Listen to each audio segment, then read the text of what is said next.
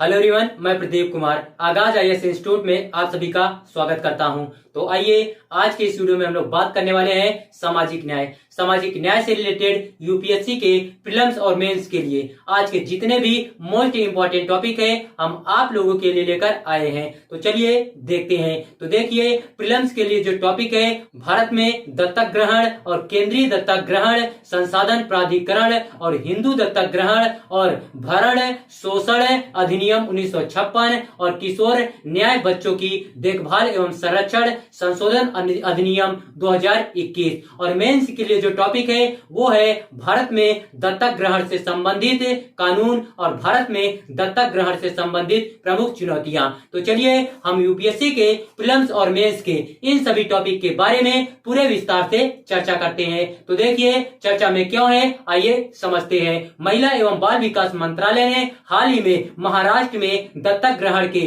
मामलों के महत्वपूर्ण बैकलॉग पर प्रकाश डाला है, जिसमें भारत में दत्तक ग्रहण के लंबित मामलों की संख्या 329 समाधान की प्रतीक्षा में सबसे अधिक है। जनवरी 2023 में बॉम्बे उच्च न्यायालय ने राज्य सरकार को दत्तक ग्रहण के लंबित मामलों को जिला मजिस्ट्रेट को हस्तांतरित नहीं करने का निर्देश दिया, जैसा कि किशोर न्याय बच्चों की देखभाल और संरक्षण संशोधन अधिनियम 2021 के तहत अनिवार्य है, जिससे भ्रम पैदा हुआ और प्रगति में बाधा उत्पन्न हुई। भारत में बाल दत्तक ग्रहण की स्थिति क्या है, आइए देखते हैं। सबसे पहले हम लोग इसका परिचय जानते हैं। तो देखिए, यह एक कानूनी और भावनात्मक प्रक्रिया है जिसमें ऐसे बच्चे की देखभाल की जिम्मेदारी स्वीकार करना शामिल है जो दत्तक ग्रहण वाले माता पिता से जैविक रूप से संबंधित नहीं है। भारत में दत्तक ग्रहण की प्रक्रिया की निगरानी और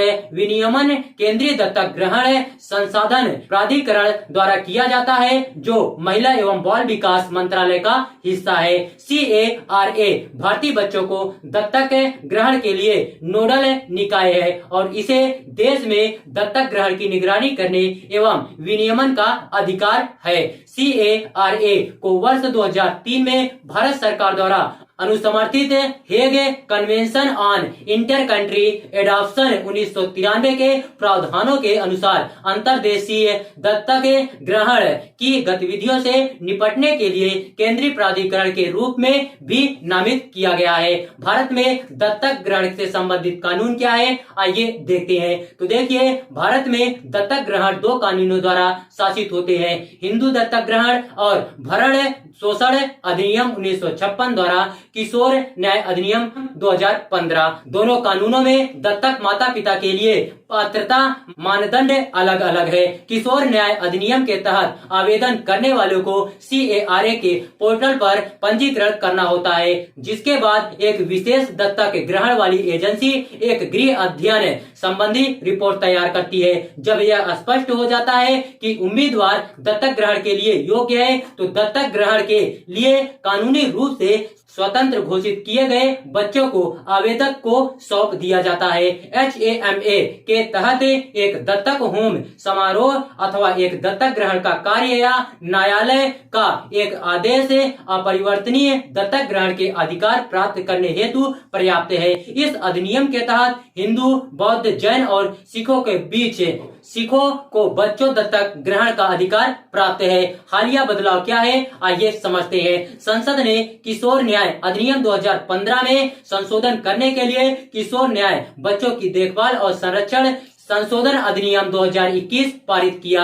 इससे पहले किशोर न्याय अधिनियम 2015 में किसी बच्चे को दत्तक ग्रहण के मामले में सिविल कोर्ट द्वारा दत्तक ग्रहण का आदेश जारी करना अंतिम निर्णय हुआ करता था। मुख्य बदलावों में किशोर न्याय अधिनियम की धारा 61 के तहत दत्तक ग्रहण के आदेश जारी करने के लिए जिला मजिस्ट्रेट और अतिरिक्त जिला मजिस्ट्रेट की सहमति अनिवार्य कर दी गई है। महिला एवं बाल विकास मंत्रालय ने दत्तक ग्रहण विनियम 2022 पेश किया है, जिससे दत्तक ग्रहण की प्रक्रिया काफी सुव्यवस्थित हो गई है। जिला मजिस्ट्रेटों, डिस्ट्रिक्ट मजिस्ट्रेटों, डीएम और बाल कल्याण समितियों को वास्तविक समय में दत्तक ग्रहण के आदेश तथा मामले की स्थिति अद्यतन करने का निर्देश दिया गया है।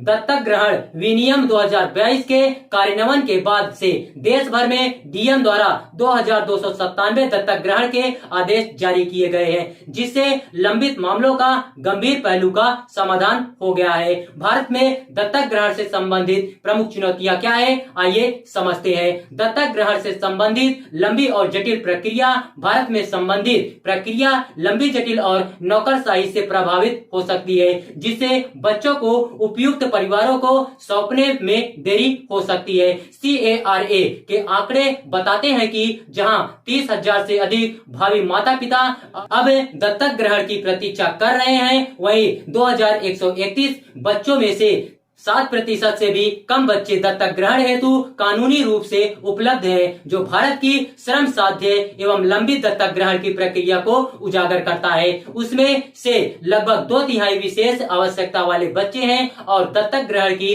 प्रक्रिया पूरे होने में 3 वर्ष लगते हैं। अवैध और अनियमित प्रथाएं। भारत में अवैध और अनियमित दत्तक ग्रहण की प्रथाओं के उदाहरण देखे जा सकते हैं। इसमें शिशु तस्करी, बच्चों की बिक्री और अपंजीकृत दत्तक ग्रहण वाली एजेंसियों का अस्तित्व शामिल है, जो कमजोर बच्चों एवं जैविक माता पिता का शोषण करते हैं। वर्ष 2018 में रांची की मदर टेरेसा की मिशन रीज ऑफ चैरिटी बच्चे बेचने वाले रैकेट के संदर्भ में आलोचना का शिकार हो गई थी, जब आश्रय स्थल की एक नन में 4 बच्चों को बेचने की बात कबूल की थी। दत्तक ग्रहण के बाद बच्चों को वापस लौटाना। भारत को दत्तक ग्रहण के बाद बच्चों को लौटाने वाले माता पिता की संख्या में भी असामान्य वृद्धि का सामना करना पड़ रहा है। वर्ष 2020 में CARA ने कहा कि पिछले 5 वर्षों में देश भर में गोद लिए गए 1100 से अधिक बच्चों को उनके दत्तक माता पिता द्वारा बाल देखभाल संस्थानों में वापस कर दिया गया है। आगे की राह क्या है, आइए हम लोग समझते हैं। तो देखिए, दत्तक ग्रहण के कानूनों को मजबूत करना, प्रक्रिया को सुव्यवस्थित और अधिक पारदर्शी बनाने तथा बच्चे के सर्वोत्तम हितों को सुनिश्चित करने हेतु दत्तक ग्रहण के कानूनों की समीक्षा एवं अद्यतन करने की आवश्यकता है। इसमें कागजी कार्रवाई को सरल बनाना, समय में लगने वाली देरी को कम करना और मौजूदा कानून में किसी भी खामी या अस्पष्टता को दूर करना शामिल है। दत्तक ग्रहण के बाद की सेवाएं। दत्तक माता पिता और गोद लिए गए बच्चों दोनों की सहायता हेतु दत्तक ग्रहण के बाद की सहायता सेवाएं स्थापित करने की आवश्यकता है। इसमें परामर्श, शैक्षिक सहायता, स्वास्थ्य देखभाल तक पहुंच तथा दत्तक ग्रहण की प्रक्रिया के दौरान आने वाली किसी भी चुनौती के प्रबंधन के लिए मार्गदर्शन करना शामिल हो सकता है। जागरूकता और शिक्षा परिवार निर्माण के लिए एक व्यवहार्य विकल्प के रूप में दत्तक ग्रहण के बारे में जागरूकता को बढ़ावा देने की आवश्यकता है। इसमें दत्तक ग्रहण के लाभों, प्रक्रियाओं और कानूनी पहलुओं के बारे में जनता को शिक्षित करना शामिल है। साथ ही दत्तक ग्रहण के प्रति सकारात्मक दृष्टिकोण को प्रोत्साहित करना तथा इससे संबंधित गलतफहमियों या कलंक को दूर करना आवश्यक है। तो देखिए, अगर आप लोगों को इसका PDF चाहिए तो इसका PDF आप लोगों को टेलीग्राम चैनल पर मिल जाएगा। टेलीग्राम चैनल का नाम है आगाज IAS इंस्टीट्यूट और टेलीग्राम चैनल का लिंक हम इस वीडियो के डिस्क्रिप्शन में दे देंगे। आप यहां से भी जाकर टेलीग्राम चैनल को ज्वाइन कर सकते हैं और PDF डाउनलोड कर सकते हैं।